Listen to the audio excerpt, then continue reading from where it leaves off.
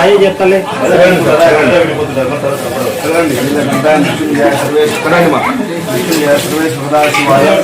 श्रीमन महादेवाय नमः ओम श्रवण भवाय ब्रह्मदेव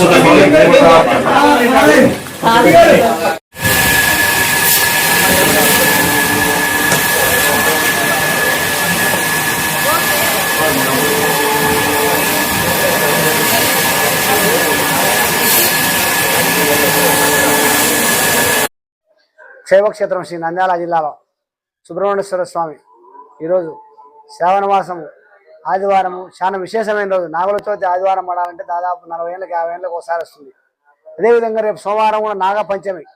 ఎలాంటి దోషాలు ఉన్నా కూడా పెళ్లి కాని వాళ్ళకి కానీ సంతానం లేని వాళ్ళకి కానీ ఆరోగ్య పరిస్థితి ఉద్యోగరీత్యా ఏది ఉన్నా కూడా రేపు ఈరోజు కానీ చాలా పవిత్రమైన రోజు. ఇటువంటి రోజులు దొరకాలంటే చాలా అదృష్టం ఉండాలా. అదే ఇది ఈరోజు ఈ శ్రావణ మాసంలో ఈ ఆదివారం నాగుల చవితి పడడంతో ఏకోజామున సర్పసూక్తంతో అభిషేకం మహానివేదన మహామంగళారతి చేయడం జరిగింది. అదేవిధంగా మధ్యాహ్నం కూడా మహానివేదన మహామంగళారతి, అదే భక్తులు కూడా అన్నదాన ప్రసాదం కూడా చేయడం జరిగింది. ఇక్కడ మన ఈవో గారి ఆధ్వర్యంలో భక్తులు దాదాపు ఈరోజు 10,000 మంది రావడం జరిగింది. దాదాపు 500 నుండి 600 అభిషేకాలు చేయడం జరిగింది. ఇక్కడ ఎలాంటి దోషాలు ఉన్నా కూడా ప్రతి మంగళవారం కాలసర్పదోష పూజ జరుగుతుంది.